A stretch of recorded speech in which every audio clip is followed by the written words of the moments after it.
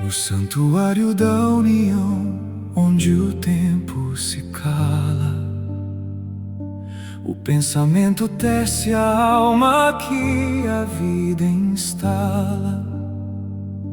O Pai atrai o fôlego, o orma que fica envolve, onde o sonho desperta e o desejo se resolve.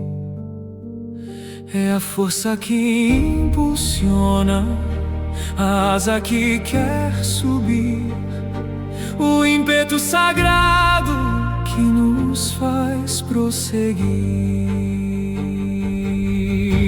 A mãe molda o vaso, o orpine que ancora a paz de receber o que o Espírito elabora. Um guarda a visão, o outro a satisfação, no equilíbrio oculto de cada geração. Veste-se o filho com a luz que o Pai lhe deu, um guia invisível sob o manto do céu.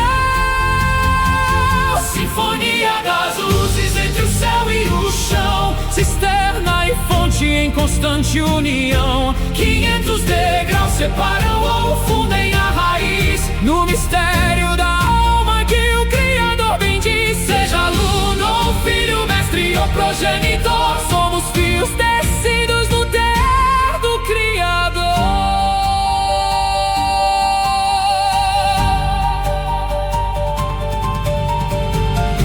Azael que corria sem a erva amassar, levado pelo maquife que o fazia voar, onde o peso se apaga e a matéria se finda, pela força do Pai que no Espírito ainda guia o passo leve, a águia em seu rigor, transformando o esforço em puro louvor. Se a intenção for santa, a luz será cristalina, o Filho será fogo na senda divina. Rápido no trabalho, forte na oração, com a mente no alto e os pés no chão. O Espírito do Mestre no aluno há de morar, uma chama eterna que ninguém pode apagar. Na ressurreição cada centelha volta ao lar, onde as luzes e as sombras enfim vão se encontrar. Orma que Plini, um só sopro de luz no caminho da retificação que a todos conduz. Amém.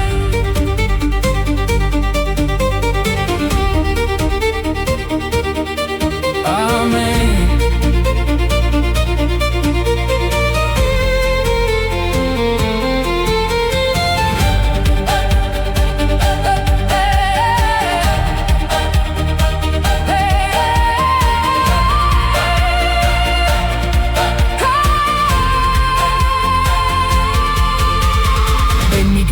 Hayrud bohazman mishtate kamara shavaruke metetane shama sheharaim matzivin המושרת הנשימה אור מקיף שעוטף העירן שהרלום מתעורר והתשוקה נפתרת. זהו הכוח שדורר הכנף שרוצה לעלות, הדרף הקדוש שגורם לנו להמשיך.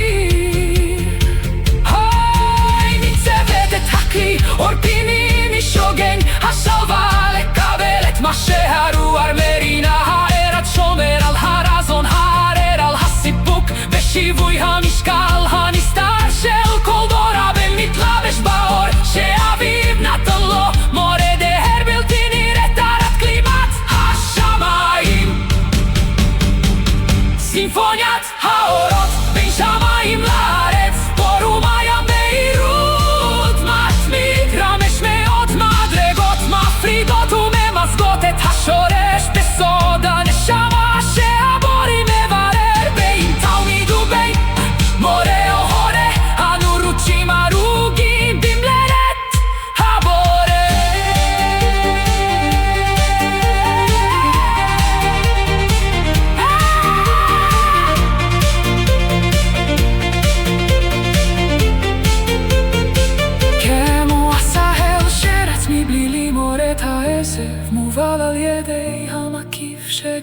העולם לא לעוף. הירן שהמשקל נמרק והרומר מסתיים בקור, אף שעדיין ברוח מנרה את הצד הקל, הנשר בגבורתו עופר את המאמץ לתהילה טהורה. עם הכוונה הקדושה הורי יצלול, הבן יש בנתיב האלוהי, מהיר בעבודה רזק בתפילה, עם הסרל למעלה והרגליים על הקרקע. רוח המורה תשכון בתלמיד, להבה ניצרית שיש לו ירול לרבות. בתריית המתים כל ניצוץ זרוע זרע הביתה, הירן שהורות והצללים ייפגשו לבסוף, אור מקיף ופנימי בנשימה תוררת בדרך התיקון שמובילה את כולם. אמן.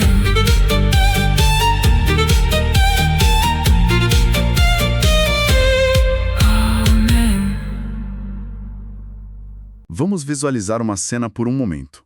Um homem correndo por um campo aberto, mas com tanta velocidade, tanta fluidez, que os pés dele não chegam a amassar uma única folha de grama.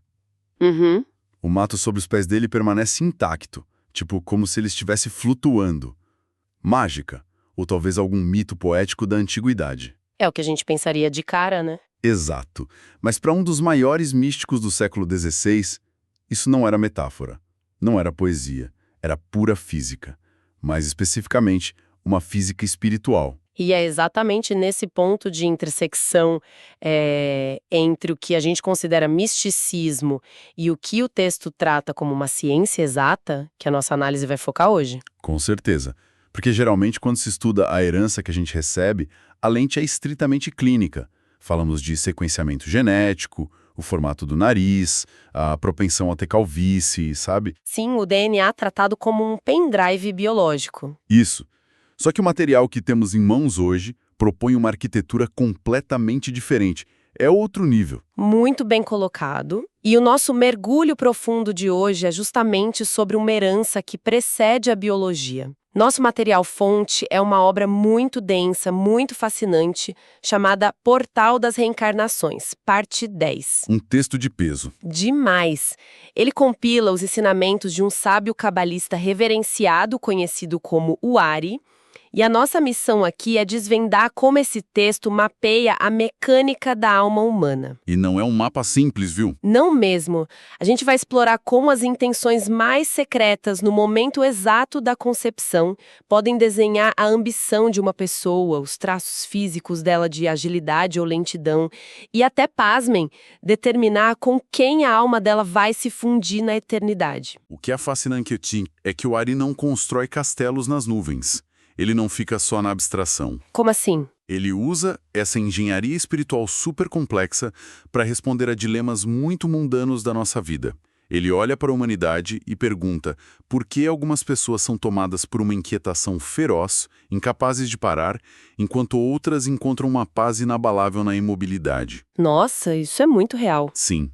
E para ele a resposta não está na psicologia moderna, mas na distribuição de dois tipos muito específicos de energia luminosa que a gente herda dos pais. Certo, vamos desempacotar isso. O texto divide a nossa constituição espiritual básica em duas luzes primárias, tipo campos de força mesmo, e cada progenitor é responsável por canalizar uma delas, correto? Exatamente. O pai atrai o que o hebraico original chama de Or Makif, que é a luz circundante. E a mãe? A mãe, por sua vez, atrai a Or Pinimi, que é a luz interna. Tá, mas como a gente pode visualizar essas duas forças operando na prática na vida de alguém, para não ficar muito abstrato para quem nos escuta? Bom, podemos pensar na luz circundante, a Or Makif, que vem do pai, como energia cinética da alma. Energia cinética. Isso. Ela é externa, é dinâmica. É a força motriz implacável. Sabe aquele impulso misterioso que arranca alguém da inércia? A ambição pura de expandir, de conquistar territórios, sejam físicos ou intelectuais.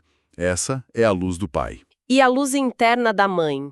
A orpinemia atua de forma oposta e complementar. Ela é a capacidade de contenção, a estrutura interna que permite a uma pessoa receber algo, reter a energia do que foi conquistado e, o mais importante, e extrair satisfação real disso. Ah, acho que entendi. Deixa eu tentar criar uma analogia para quem acompanha a nossa análise. Seria como se a herança do pai fornecesse um motor de um carro esportivo de altíssimo desempenho. Uhum. A potência explosiva. Isso, e a herança da mãe fornecesse o tanque de combustível junto com o chassi, que é o que realmente dá estrutura para conter essa explosão sem que o carro se desintegre na primeira curva. Funciona assim? É um ótimo ponto de partida. Mas se conectarmos isso ao panorama geral que o texto apresenta, a mecânica vai um pouco além dessa engenharia automotiva. É quase como uma física orbital. Física orbital. Como assim? A energia paterna, a luz circundante, é como a força centrífuga. Ela vai puxando a pessoa para fora para uma expansão constante, quase querendo escapar da órbita. Ah, e a energia materna seria o centro. Exato. A luz interna da mãe é a força gravitacional no centro. Ela puxa para dentro, criando estabilidade, garantindo que o indivíduo não se fragmente no vácuo do espaço. Nossa, isso muda a perspectiva.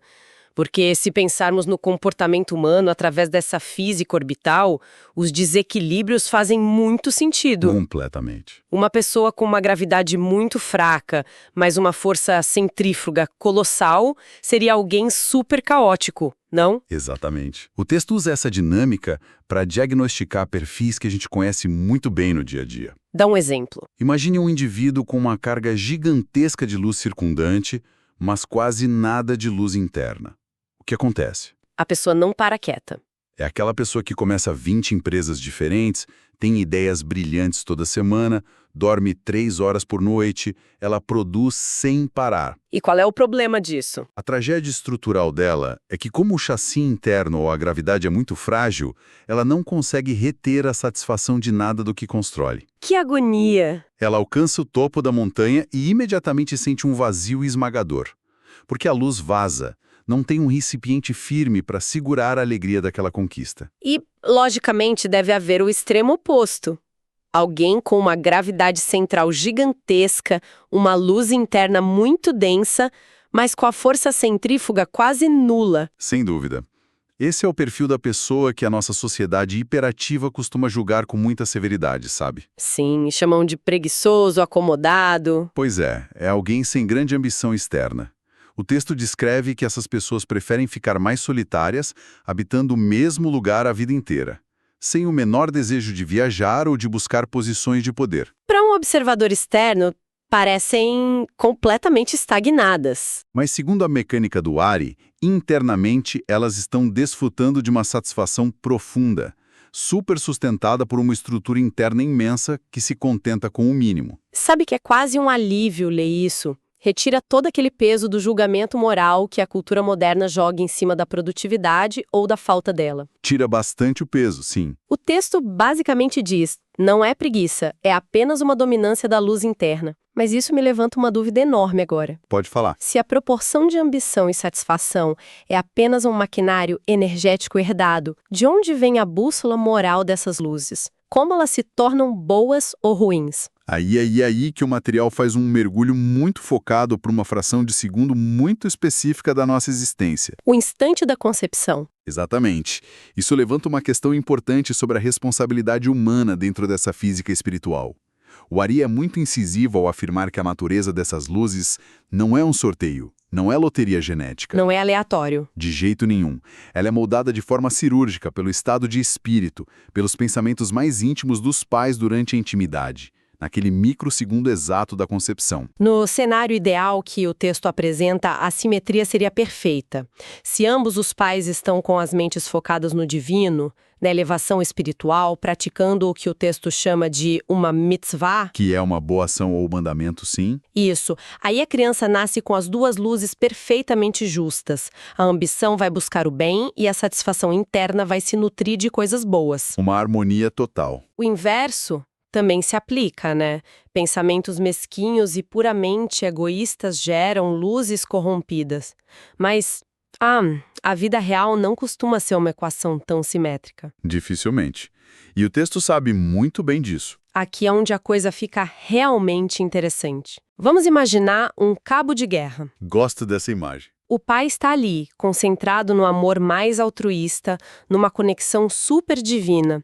Mas a mãe está distraída, com a mente presa em rancores ou em intenções puramente egoístas e materialistas. Ou vice-versa. Um conflito de frequências. Total. A criança que resulta disso, ela está condenada a ser um campo de batalha perpétuo entre uma ambição santa e uma satisfação perversa. O texto oferece alguma resolução para esse curto-circuito? Oferece. E apresenta uma lei termodinâmica espiritual implacável. O que é fascinante aqui é que o Ari afirma que não há empate permanente. Como assim? Alguém ganha, sempre. A luz circundante que vem da energia do pai sempre acaba dominando e transformando a luz interna da mãe com o passar do tempo. Espera, sempre. A força externa sempre vence a interna? Por que a mecânica funcionaria assim? É a natureza estrutural delas. Mas na biologia tradicional, nós temos genes recessivos e dominantes que se misturam, tipo, a mãe tem tanta força quanto o pai na genética. Por que nessa arquitetura mística o envoltório ganha do centro? Porque, como o texto detalha, a luz interna é estática. Ela existe para ser contida e ficar parada. Já a luz circundante é descrita como uma força que ativamente envolve, aperta e fricciona o recipiente de fora para dentro. Uma pressão constante. Isso. É um processo de desgaste contínuo. Pense no movimento constante da água moldando e lentamente dissolvendo uma rocha. Ah, água mole em pedra dura. Basicamente, a energia cinética externa da ambição literalmente cozinha, permeia e, no fim das contas, transmuta a estática interna. Nossa, o impacto disso. Se a gente aplicar aquela situação do cabo de guerra, se o pai tinha boas intenções e a mãe intenções sombrias, a criança vai começar a vida cheia de defeitos internos. Talvez super egoísta na essência. Correto, mas como a força cinética do pai, sendo justa, vai bombardear esse egoísmo, ela acaba purificando o recipiente. A pessoa eventualmente se conserta. Sim, a longo prazo a virtude externa redime o recipiente. Porém, e aqui a coisa fica tensa, a mesma lei se aplica ao cenário inverso. O cenário inverso seria a mãe pura e o pai corrompido? Exato, o que traz uma realidade bem sombria. Se a mãe estava com a mente elevada, mas o pai tinha intenções turvas, egoístas ou cruéis, a criança nasce com uma luz interna pura. Um coração bom. Um coração bom, dócil, bem intencionado.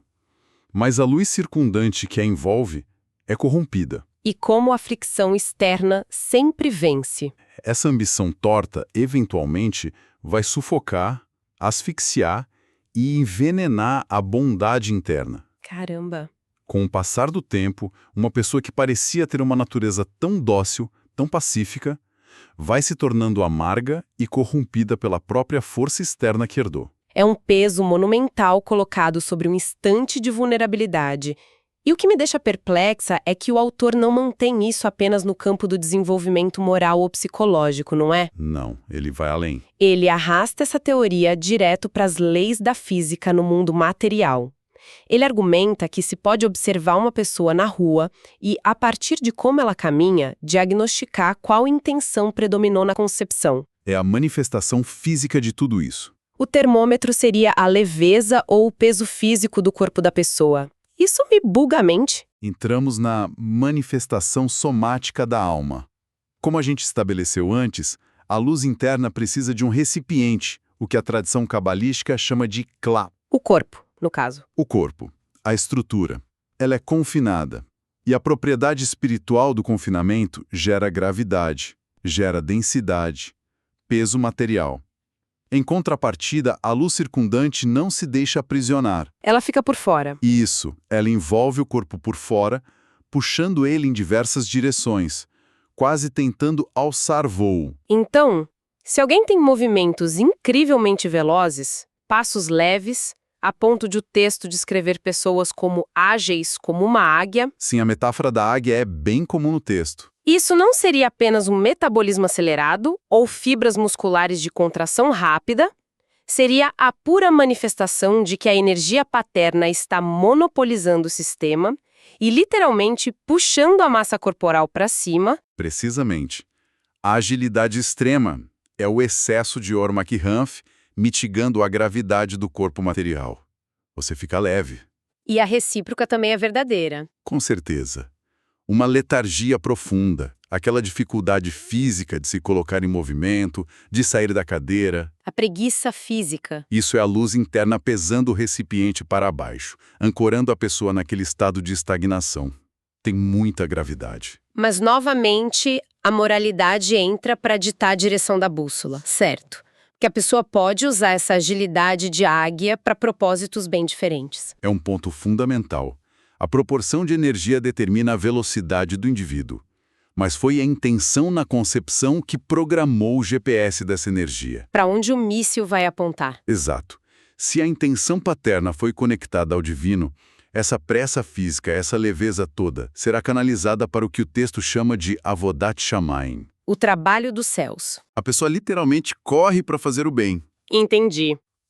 E se a intenção foi ruim? Contudo, se a intenção foi egoísta, o corpo ainda será incrivelmente ágil.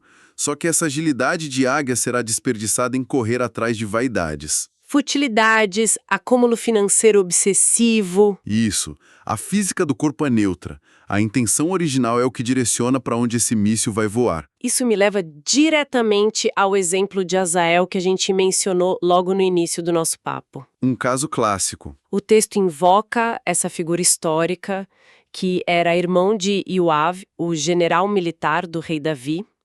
Os antigos sábios relataram no Midrash que Azael corria por campos abertos sem esmagar as espigas de trigo ou a grama. E o que é fascinante aqui é que o ar exige que quem lê abandone de vez o ceticismo poético. Uma alegoria literária, uma hipérbole para dizer, tipo, olha, ele era um soldado muito furtivo. Não, ele não permite.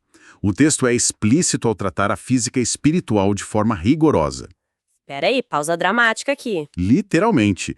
Ele realmente não amassava grama. Literalmente não amassava. Dentro do sistema mecânico que o Ari apresenta, o caso do Azael é o extremo absoluto da equação. Ah, a dominância total do pai. Isso.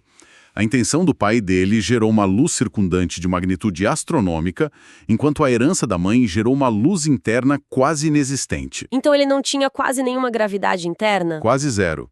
Sem o peso da energia materna para criar a densidade gravitacional, a força centrífuga externa envolvia o corpo de Azael com tanta potência cinética que gerava um empuxo real. Caramba! Ele literalmente levitava milímetros acima do solo enquanto corria. A ausência de contenção interna anulou a massa física dele perante as leis do atrito. É quase uma ficção científica teológica enraizada no século XVI.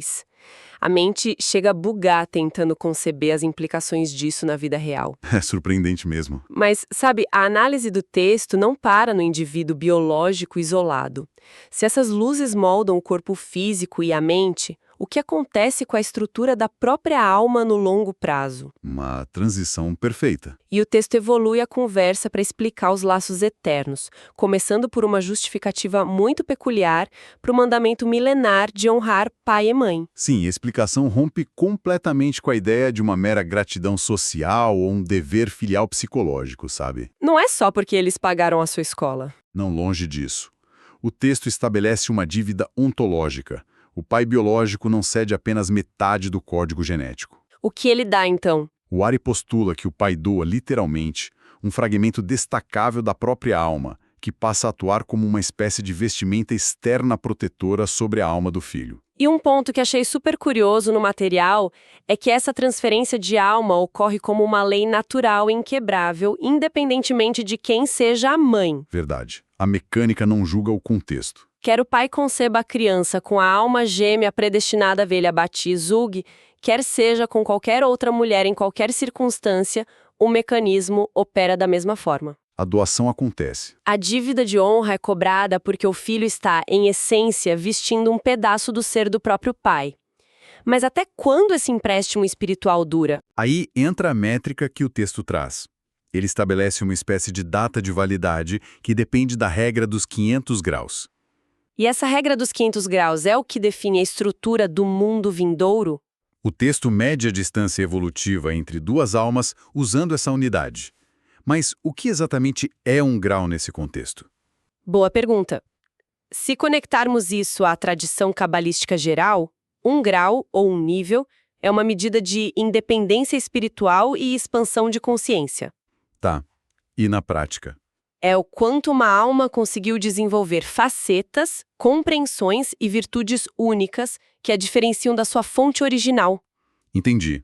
O quanto ela cresceu por conta própria. O texto argumenta que se a diferença evolutiva entre o filho e o pai for menor do que 500 graus, significa que o filho não adquiriu massa espiritual suficiente para se estabelecer como uma entidade fundamentalmente autônoma no tecido cósmico. Então, nesse caso, quando chegarem as grandes eras escatológicas, os momentos finais apontados pela tradição, tipo a Era da Ressurreição, a Tetrametim, ou o mundo vindouro final, o Olam Rabá, o que acontece com essas almas que permaneceram espiritualmente próximas? A vestimenta é devolvida. Sério? Sim.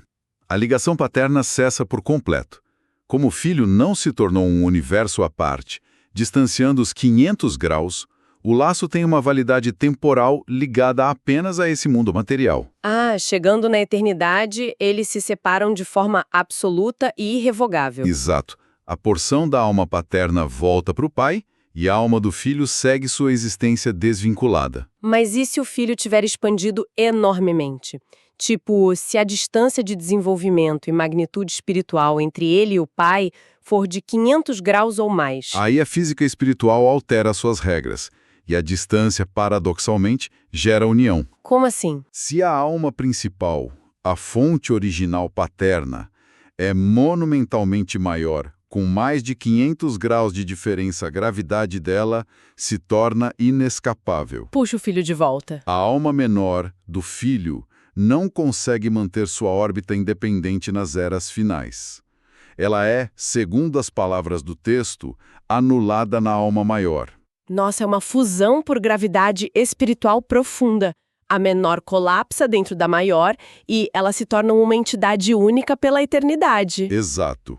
Uma fusão permanente. Nunca mais se separam. Isso estabelece uma hierarquia de poder colossal para a figura do pai, né? Muito grande. Mas o texto traz uma reviravolta estrutural.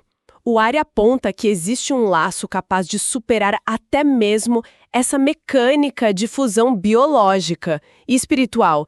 Ele introduz a conexão entre um mestre e um aluno. É a supremacia do intelecto espiritual sobre a biologia energética. Na hierarquia mística, ensinar sabedoria divina forja um vínculo muito superior ao de conceber fisicamente uma vida. Porque, assim como o pai doa a vestimenta externa no momento da concepção, o Mestre Supremo, ao transmitir as chaves do conhecimento e da compreensão, transfere a essência central do seu espírito para o aluno. O núcleo da alma, não só a roupa. Exato. E a diferença crucial que o texto enfatiza é a incondicionalidade desse laço. A regra dos 500 graus não se aplica aqui. Não se aplica de forma limitante para causar separação. A ligação mestre-aluno transcende essa métrica por completo. Eles não devolvem a vestimenta. Nunca.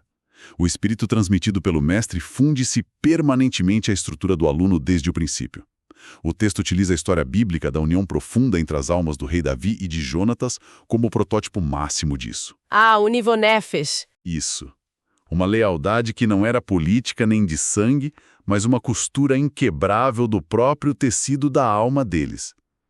É por isso que o dever ético e as leis de respeito ao professor superam os deveres para com o pai biológico. O pai preparou a vestidura inicial para o percurso neste mundo. E o mestre construiu a estrutura que permite à alma navegar a eternidade. Então, o que tudo isso significa quando a árvore genealógica dá um nó fenomenal? Nó. É, porque a complexidade das gerações lança um paradoxo mental delicioso aqui. Vamos imaginar um cenário. Um filho nasce, cresce, se dedica obsessivamente aos estudos e a alma dele se expande de tal forma que ele se torna um sábio monumental. Tá, ele passou de nível. E aí, ele acaba virando, na vida adulta, o principal mestre de ensinamentos espirituais do seu próprio pai biológico. Como a mecânica da alma resolve esse paradoxo de subordinação cruzada nas eras futuras? Ah, essa é a pergunta de $1 milhão do texto. Quem absorve quem através da regra dos 500 graus, se a grandeza se inverteu? É um quebra-cabeça formidável. Se assumirmos que foi construída essa vasta diferença de mais de 500 graus de magnitude, A solução estrutural que o texto propõe é de uma elegância estelar. Me conta. Eles não entram em um colapso destrutivo de hierarquias, e nenhum anula o outro unilateralmente. Ocorre a formação de um sistema de estrela binária. Eles ficam duplamente ligados, Ficam duplamente ligados. Formam um loop espiritual perpétuo. formando uma espécie de elo bidirecional infinito, então? Perfeito. De um lado, o pai, por ter uma raiz menor em sabedoria, é absorvido e eternamente conectado ao filho, honrando-o, porque o filho se tornou a fonte gravitacional maior, o mestre. E do outro lado? Ao mesmo tempo, o filho, apesar de ser maior na sabedoria, permanece visceralmente ligado ao pai e deve honrá-lo eternamente por causa daquele momento original da concepção, onde recebeu a veste inalienável da alma paterna. Que design incrível! O Ari descreve que os dois ficam enlaçados entre si, um ao outro e vice-versa, de ambos os lados. Ninguém perde. As forças se estabilizam e eles ancoram um ao outro numa órbita eterna. Certo, se a gente der um passo para trás e observar o imenso panorama do que investigamos hoje, olha de perder o fôlego. É de explodir a cabeça, para ser mais exato. Começamos falando sobre a biologia da intenção. A ideia de que pensamentos que ocorrem em uma fração de segundo podem ser os arquitetos de uma vida inteira de ambição desenfreada ou de paralisia profunda. E como isso afeta a nossa paz interior, né? Sim, passamos por relatos de homens que, munidos dessa energia cinética pura, quebram as leis da física correndo sem amassar a grama, como Azael, Literalmente voando baixo. e chegamos até a fusão termodinâmica das almas que se entrelaçam pelos laços de sangue e pela transmissão do conhecimento. E para nós, que tentamos extrair o cerne dessa sabedoria antiga, fica uma mensagem retumbante sobre o impacto incalculável da intencionalidade humana. Como tudo começa na mente. Exato. É a lição que sobrevive ao tempo. Quer a gente decida interpretar as mecânicas desse cabalista do século XVI literalmente, quer a gente olhe para isso como a metáfora suprema da responsabilidade, a conclusão não muda. O impacto é o mesmo. A energia focada, o nível de consciência e a pureza que a gente aplica no trato com os nossos parceiros, na fundação das vidas que geramos e na dedicação àqueles que escolhemos guiar, essas coisas nunca desaparecem no vácuo. Elas constroem a realidade. Estruturam a realidade. Nossos estados mentais e emocionais mais passageiros se solidificam e se convertem no alicerce existencial daqueles que virão depois de nós. É uma visão muito grandiosa do poder da mente. E isso me acende um último pensamento, algo urgente para a gente carregar e mastigar profundamente nos próximos dias. O que você pensou? Voltando àquela lei inflexível do texto de que a luz circundante, essa força de constante fricção, de ambição agressiva, que sempre busca o que está fora, acaba com o tempo dominando e esmagando a dócil luz interna? A lei do atrito. Pois é. Se a gente aplicar esse conceito em escala macro para a gente pensar, será que o colapso de exaustão e a ansiedade epidêmica da nossa sociedade moderna, tão obcecada pela cultura da produtividade e pelo movimento a qualquer custo, não seria o reflexo de um desequilíbrio profundo nessa mesma mecânica milenar? É uma reflexão pesada. Dá para pensar que a humanidade atual está transbordando em uma tempestade de luz circundante. Todos nós tentando desesperadamente correr velozes o suficiente para não amassar a grama do mundo material. Todo mundo querendo ser Azael. Exato! Mas nesse processo incessante acabamos destruindo completamente a nossa luz interna, perdendo a capacidade elementar de sentar em silêncio, não fazer absolutamente nada e simplesmente sentir a profunda paz da satisfação. Perdemos a nossa âncora gravitacional. Fica um alerta incrível para todos que acompanham a análise de hoje. Sem dúvida. E cair a reflexão até o nosso próximo mergulho.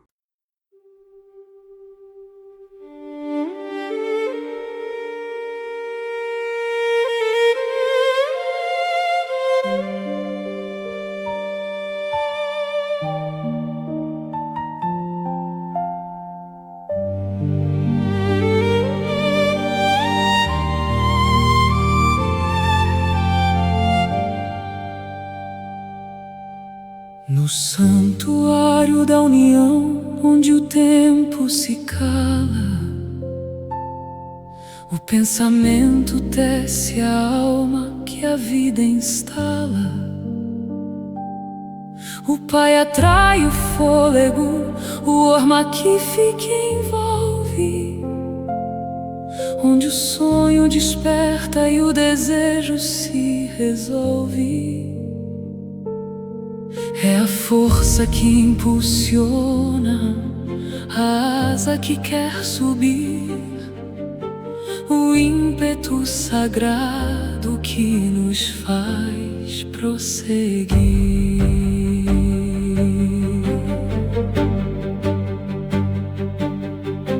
A mãe mal do vaso, orpinimi que ancora, a paz de receber o que o Espírito elabora. Um guarda a visão, o outro a satisfação, no equilíbrio oculto de cada geração.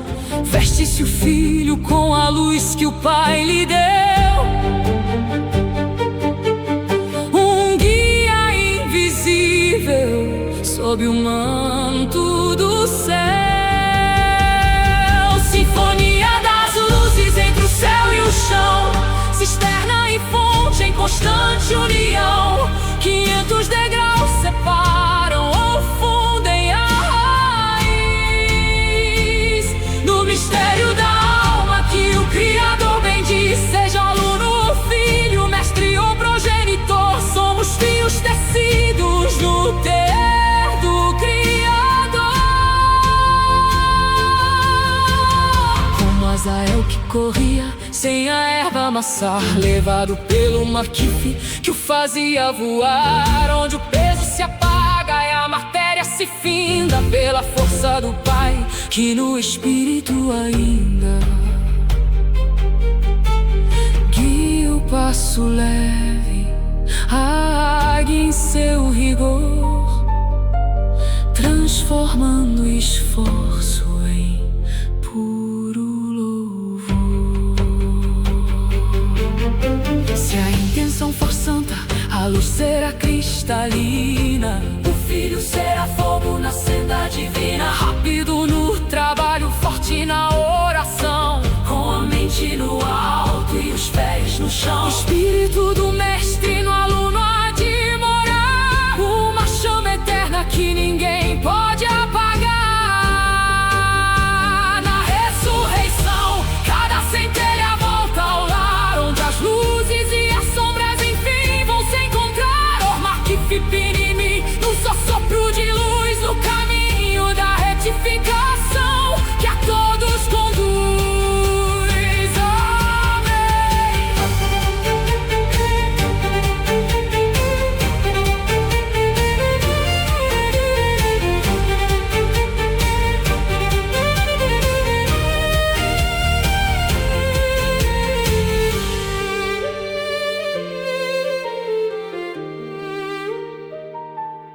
במקדש הירוד בו הזמן משתתק, המרשבה רוקמת את הנשמה שהרעים מציבים. הב מושר את הנשימה, אור מקיף שיוטף, הרן שהרע לא מתעורר והתשוקה נפתרת. זהו הכוח שדורר, הכנף שרוצה לעלות, הדרף הקדוש שגורם לנו להמשיך. האם ניצבת את הכלי אופיני משיוגן, השלווה לקבל את מה שהרוח מרינה. היראת שומר על הרזון, הערר על הסיפוק, בשיווי המשקל הנשתא של כל דור. הבן מתלבש באור שאביו נתן לו, מורה דהר בלתי נראית תחת גלימת השמיים. סימפוניית האורות בין שמיים לארץ, בורו מים בהירות,